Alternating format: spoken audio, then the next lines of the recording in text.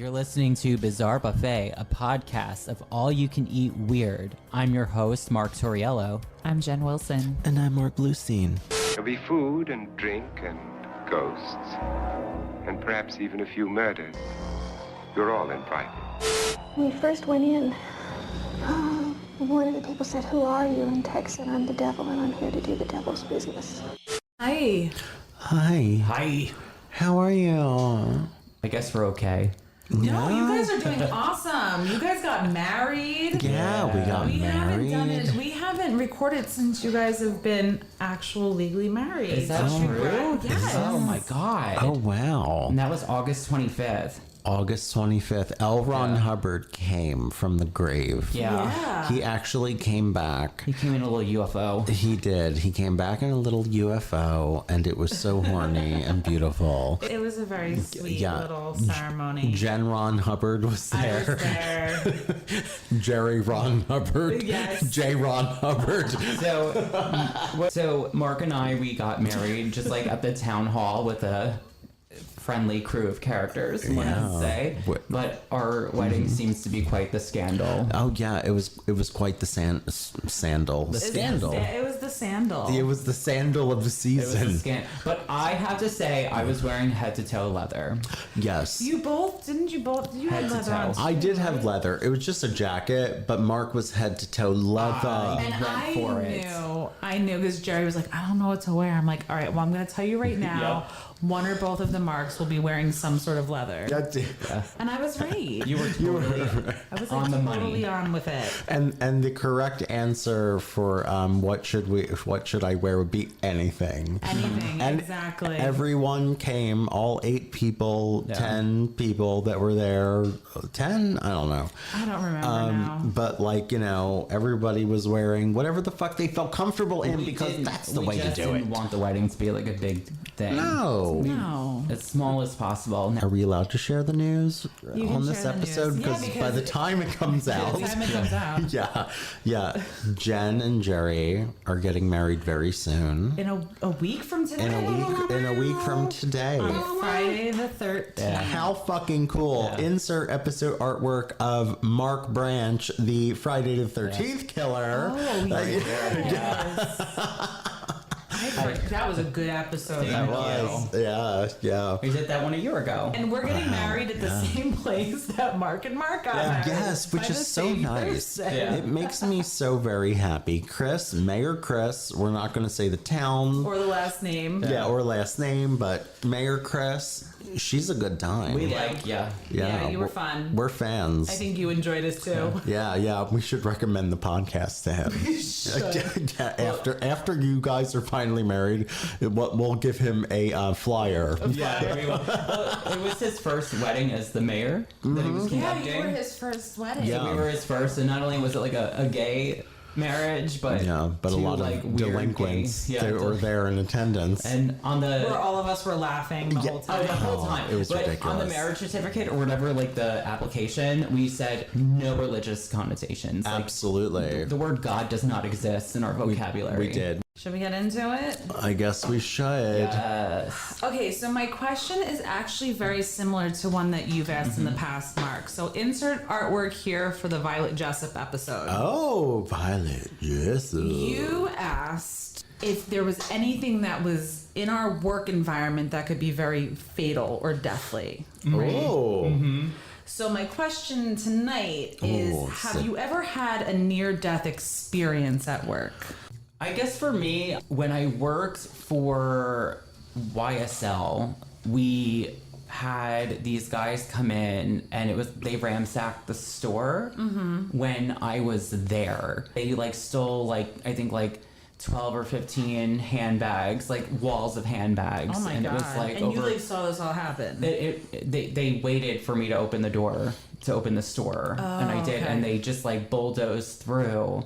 And I was like, "What are you doing?" And you see me walk away because I just don't care. I've heard people say that in a situation like that, you just let them do it. Oh, you have to. Yeah. You just let them do it, and you just don't interject yourself. Nope. Yeah, you It's not just worth it. basically sit back and go, okay, girl, whatever you're doing, go ahead. So I guess like in my industry, that's a big area of concern where you would have like a near-death experience. Were they armed?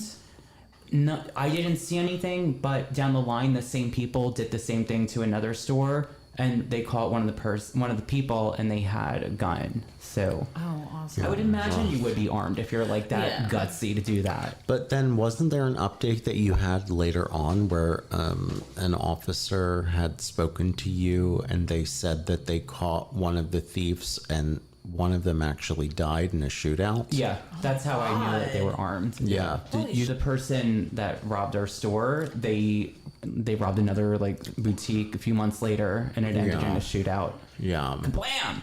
Kablam. For me, I think Jen will probably remember this story when I bring it When you up. bring it up, I'll probably remember. But there was one day I was working at my current salon. I think you already are having an indication. It was during the snowstorm, right? Yes, it was. Yes. Yes, it was. Did I feel as though I was in imminent danger? No, at first. But there was this random gentleman who came in, and I'm pretty sure there is an episode of our podcast here where we recount some of this story. We have it. Yeah, I remember there's that something. We have recounted this before. Yeah, somewhere I don't along the remember way. which episode, but it has been discussed. I mean, we're 100 and plus episodes in, so who knows where it is, but it's somewhere. But there was this guy who came in. And at first, he was like, like a little awkward, but like, listen, I'm a little awkward. It's fine. But like, as he sat down and we were discussing life and things that you discuss when you're like, a person like me who is doing someone's hair, and, there's certain conversations that you have. It's just like, making conversation. And as the story went on and like the discussions went on, he started basically telling me now, like, trigger warning for victims of sexual abuse. He started telling me about how he was raped as a child. Oh, I don't remember this part of the story. Yeah. This is like another aspect of it, but he Just what you talk about with the complete stranger. as one does, and he found it necessary to tell me that they were men who raped him, and this was a male. Mm-hmm. So he proceeded to continue on and tell me how he essentially hates men now because he was raped by men, which I don't not understand that. Totally valid. Exactly. But he kept Totally. referencing specifically his dislike towards gay men. Because he felt as though his Wrong audience. Yeah, Well, didn't exactly. you, what was the off-color thing he said about George Michael? George Michael, yeah. Because that's the part of the story I always remember. Yeah, but yes, and that is Oh, that he had the touch of the gay, wasn't that exactly. Touch, Snitch. yeah. Peppering if you must. And I said to him, because first of all, I'm not a little bitch, and I'm a pretty brave person, and even though I was in a situation where I felt a little uncomfortable, what he was saying was that all gay men were rapists, is what he was telling me. So I increasingly felt more and more uncomfortable for obvious reasons. Of course. Being a gay man, I was like, okay, this is getting a little dicey. But essentially what I said to him was, it's really unfair of you to generalize and to imply that all gay people are rapists. I was like, a rapist can come in any form. It doesn't matter, gay, straight, Any woman, gender. male, Yeah, exactly. non-binary, whatever, trans, it doesn't matter. Nope. And he proceeded to be like, yeah, you know what? You're right. Oh, God. Yeah, and he goes, you know who I really like? That George Michael.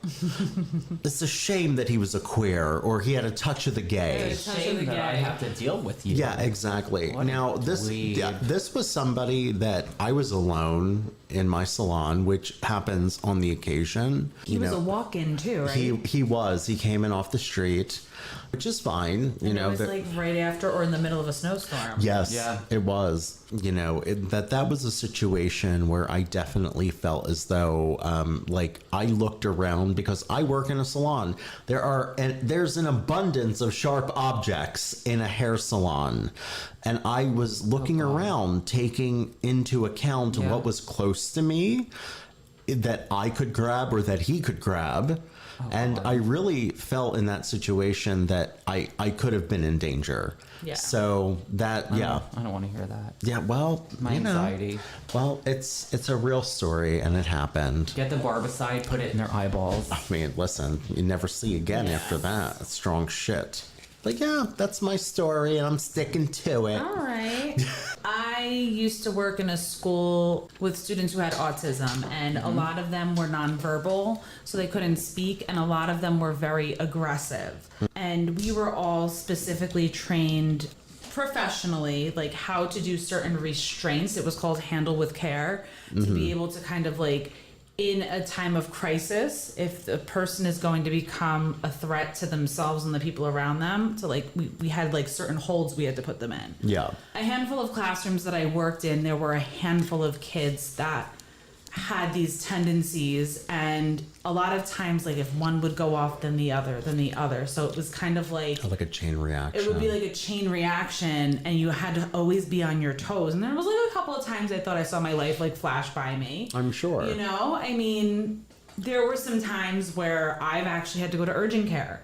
Oh, shit. And other staff members have had to go to urgent care. But that's probably like, I wouldn't say I felt like I was in danger, but I definitely saw like my life flash before me. Also, I feel like they don't have an awareness of how much strength they might have in those things. So they might think that they're pushing you off, but they're going like, and a lot of times too, the fact that they can't communicate verbally, they have to like kind of like express themselves through other ways. And sometimes it becomes physical. Yeah, absolutely. I mean, and I can attest to this. I mean, my ex sister-in-law worked with, developmentally challenged children, and the stories that she would have about kids, like, bringing weapons, like homemade weapons, like that's rough. That's like a whole other level. Yeah, it is. And it's a scary thing because it's like, you're doing something that is, you, Jen, people who work in that industry, in that world, you're doing something good, but there are a lot of disadvantages, challenges that you're presented with, dangers that the regular person may not be presented with just because, of groups that you're working with. Exactly. We all have situations that we have felt threatened. Yeah. We are, in fact, going to a workplace. Oh. We're actually going to a film set. Oh, fuck yes. We're going on the film set of the Twilight Zone movie. Oh, I was going to ask you if it was the Alec Baldwin one. It was not. Oh, shit. All right. Well, I did. Crow. It's not the Crow. It's not the whatever that movie was called. Yeah. I don't know what the Alec Baldwin one was called. I knew the name. I can't remember it though. But if any of you know, leave it in the comments. If you think of like movies where people actually died on set, it's the Alec Baldwin movie and The Crow. Have you ever seen the movie? I saw it a very long time ago. I saw it like probably when I was like 6 or 7. Okay. So. It's based on the TV show. The film was produced in 1983 by Steven Spielberg and John Landis.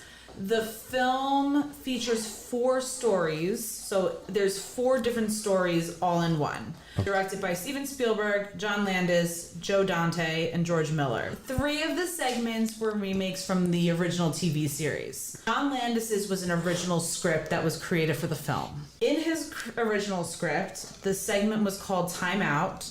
This actor named Vic Morrow gets transferred back in time, and I know he goes to Vietnam, he goes to Nazi-occupied France. I know there's a moment where he's down south with the Ku Klux Klan, but in this one specific scene, he's in Vietnam where he becomes a Vietnamese man protecting 2 children from American troops. Okay.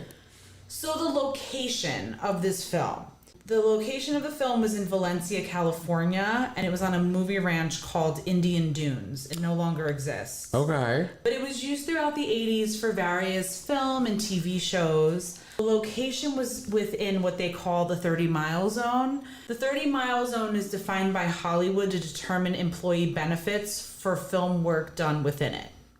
Okay. So you essentially have to be working within like 30 miles of Hollywood. Okay, the 30-mile zone. Yes. Okay. This specific location was very wide open space.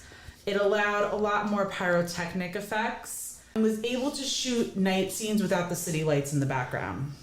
Indian Dunes is over 600 acres and had a wide variety of topography, including green hills, dry deserts, dense woods, and jungle-like riverbeds along the Santa Clara River. So it was definitely an ideal place for a Vietnam War scene. Oh, absolutely. Right? Yeah. The scene itself was being filmed and shot at night. Vic Morrow's character carries 2 children out of a deserted village and across a shallow river, all while being followed by American soldiers hovering in a helicopter. Okay. Okay. So that's kind of the background of what this scene we're talking about tonight is. The production of the film. This is where it gets a little problematic. Oh boy. John Landis violated a lot of California child labor laws. Oh boy. Oh dear. He hired 2 children, 7-year-old boy Micah Din Lei and 6-year-old girl Renee Shin Yi Chen. The children were hired after Renee's uncle was approached by a colleague whose wife was a production secretary for the film. Okay. He hired them without any permits. The children were also paid under the table to avoid state laws, which did not permit children to work at night. Oh boy. So children could not work overnight shoots. And I'm actually, if I'm not mistaken, that might still be a thing today. Okay. I know with child labor laws for film, they're only allowed on like a film set X amount of hours a day. One could get special waivers, but John Landis didn't even attempt because he did not think that he would get permission for such late hour scenes because he knew that he would not get approval to have young children in scenes with large number of explosives. So he was like, it's late at night, there's a lot of explosive, but fuck it, we're gonna have these kids come in anyway. Well, also, they have like deadlines too. Yeah. Right? Like they Yeah. have to produce the film in X amount of time. Otherwise, like, Absolutely. because I make movies. Apparently. Yes, clearly. I'm a filmmaker. That's right. Ask Carol Ann, America's Haunted Sweetheart, Yeah. starring Jen Wilson, Mark Turriello, and me. What is it? Cannibal Hooker. Yeah, Cannibal Hooker. Insert episode artworks here for YouTube. Also, casting agents were not aware that young children would be involved in the scene.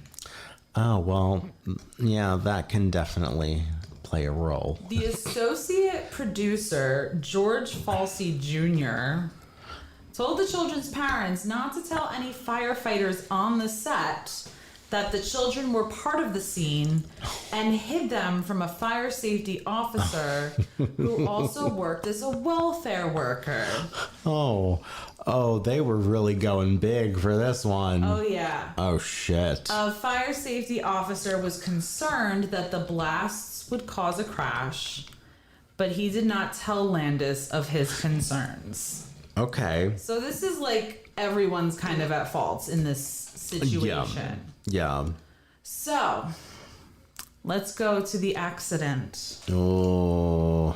During filming, the helicopter was piloted by an actual Vietnam War veteran named Dorsey Wingo. Oh, hey, Dorsey. Hey. Hey, girl. He had the helicopter stationed about 25 feet from the ground near a large, what they call a mortar effect. So a mortar effect is a device used in films to create special effects that are consisted of pressurized air or gas, and it's forced through a tube to propel material, which is like dirt, glass, fake blood, to create a bursting or splattering effect. Oh, I Okay. didn't know that. That's cool. So it sounds like a wind machine on steroids. Yes, exactly. Got it. So this pilot turned the helicopter 180 degrees to the left for the next camera shot.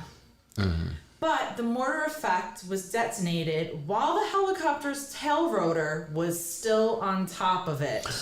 Oh. So the metal lid of the top of the mortar struck the tail, causing it to fail and detach from the tail. The helicopter then began to spin out of control. Oh, boy. And while this was happening, Vic Morrow dropped the girl into the water. He's going to reach to grab her. The helicopter fell on top of him and the two children. No. Vic and Micah were decapitated by the helicopter's main rotator blades. Oh. And Renee was crushed to death by the helicopter. Oh, All three died that's instantly. terrible. Shit. The three of them were in the water They when it were, happened, and it just like, yeah. oh god, that was a bad effect Yeah, so of me to do that. With the water. Oh, Like, yeah. No, it's fine. no, it's fine. Leave It's us a fine. comment if you're offended. Who Canceled. cares? Yeah, I guess. So the investigation.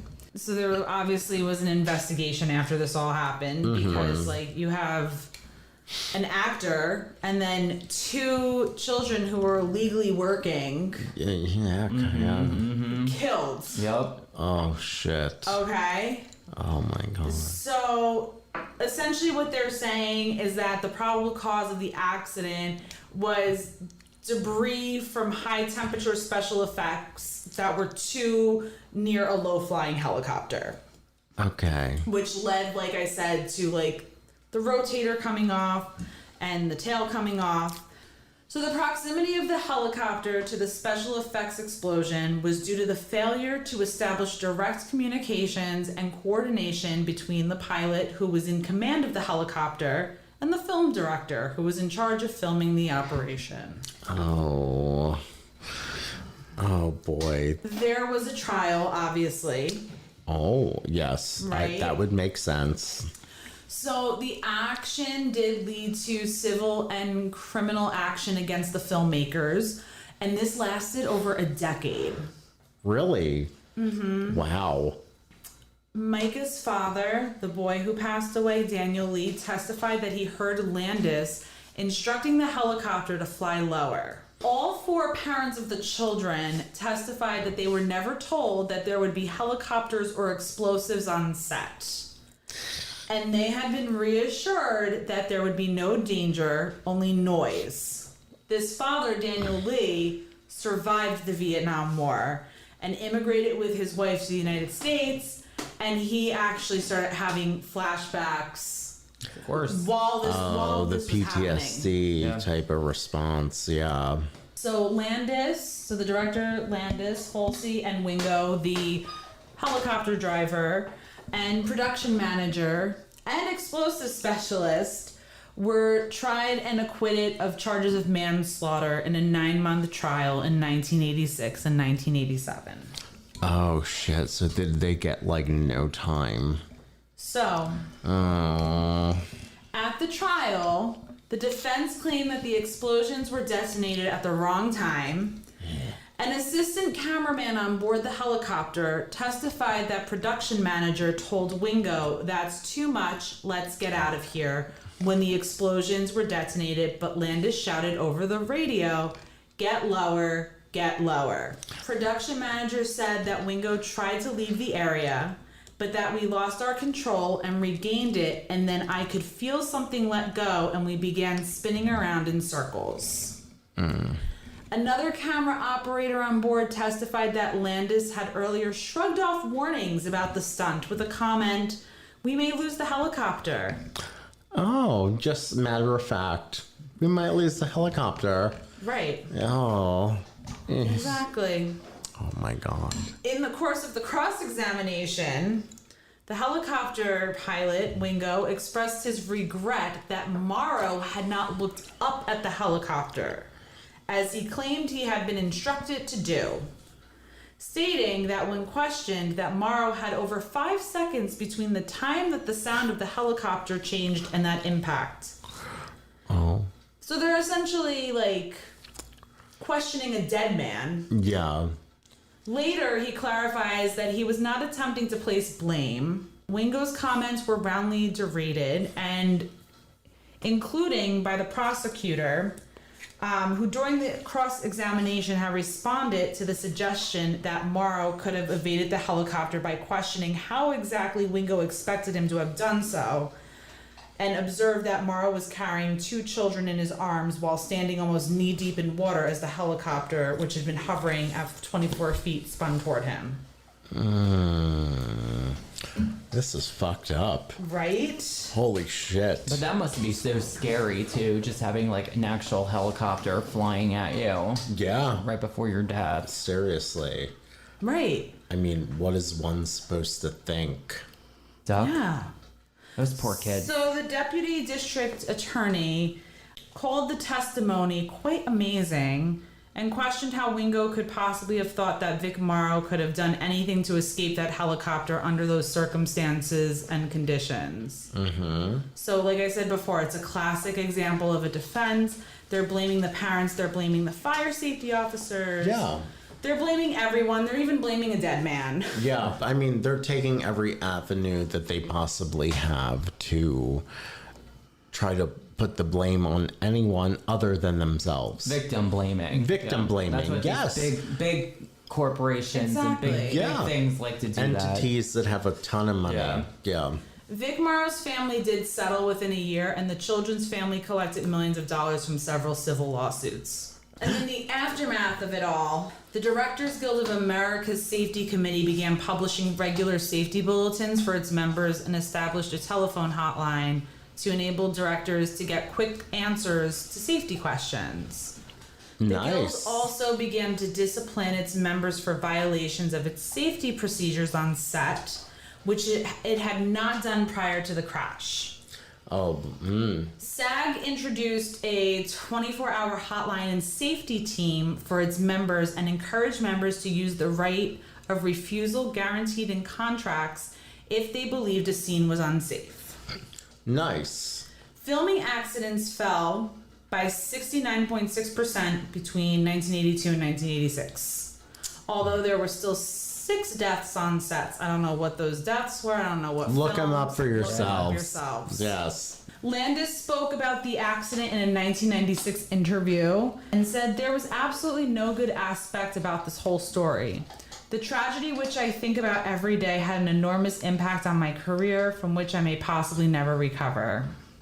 Yeah. You violated all these fucking rules, motherfucker. Yeah, absolutely. You violated a This ton is a of you fucking. problem. This is a you problem, Landis. Like, okay, come on. for fuck's sake, man. Landis didn't land the plane. No, he crashed the plane. Yeah. I do know for a fact that that Vietnam War scene was cut from the final film. So, like, Vic Morrow is in the film, but the scene with the children is not. Understandably. I'm sure there's people out there that want to see that footage. With that, Yeah. like, lost media. Well, of course. kind I of mean, stuff. aren't there scenes of like Brandon Lee From being the Crow, killed? I think Crow. you can find Yeah. it. Yeah, somewhere. Wait, wasn't that the actual footage in the film, or am I making that Oh, up? it might be. For some reason, I thought I read Actually. somewhere, like, in The Crow, when Brandon Lee gets shot, like, that actually was him being shot and killed. It might be. It could be. I know the scene, but Yeah. I don't I know the like, scene, too. I don't know the whole movie. Yeah. Yeah. I love that movie. It's like Yeah, the best I think it's soundtrack. whatever, but R.I.P. Brandon Lee. It's very gothic. Yeah. And then the last thing is Steven Spielberg, since he co-produced, he broke off his friendship with Landis, and he came out vocally and said that the crash made me grow a little and left everyone who worked on the movie sick to the center of their souls. He added, "No movie is worth dying for. I think people are standing up much more now than ever before to producers and directors who ask too much. Oh. If something isn't safe, it's the right and responsibility of every actor or crew member to yell out, cut. I love that. And that is the story of the Twilight Zone incident. I love that. What a fascinating story. Yeah. I have never heard about that. I didn't either until I just stumbled across this. Wow. I've heard of it, but I didn't know the details of it. I knew that it was like a movie where something bad happened, but Yeah. I couldn't I figure it know. out. Like, Yeah. so wild. I know. I never heard it at all. So, I mean, that's very sad. I think it's interesting because it's the Twilight Zone, which is known for like science fiction and horror and Yeah. bizarre sort of things. Yeah. And something like that happened, even though it had to do with like negligence and people. Yeah. being Wow. Still the shitty. Twilight Zone. Insert the theme song here. Yeah. There you go. Yeah. Right there. I love that, Jen. Too. If you want to see our uncut footage, Yeah. Go to Patreon. Yep. Patreon. Patreon. Patreon.com/Bizarre Buffet. Follow us on social media. Slide into our DMs on Instagram, Oh, yeah. on Facebook. Bizarre Buffet. Bizarre And Buffet everywhere. if you're listening to us, we also have our episodes on YouTube. So just Yeah. go to YouTube Bizarre Buffet. And if you're watching us and you're Hey, like, girls. I just want to hear you. Hey, ladies. Want some ASMR? Yeah, Oh, ASMR. you like that? You can hear our You like podcast on any podcast platform. Any fucking platform. Spotify, Apple, iHeartRadio, Media. And until next time, I am the original host of the Twilight series, Rod Serling. Not Sterling with a T. And I'm Alec Baldwin. Oh my God. Innocent. Innocent. And I am the talking doll from the series Talking Tina. Talking Tina? Tina. What the fuck is I've that? never heard of that. Okay. Alec Baldwin's innocent.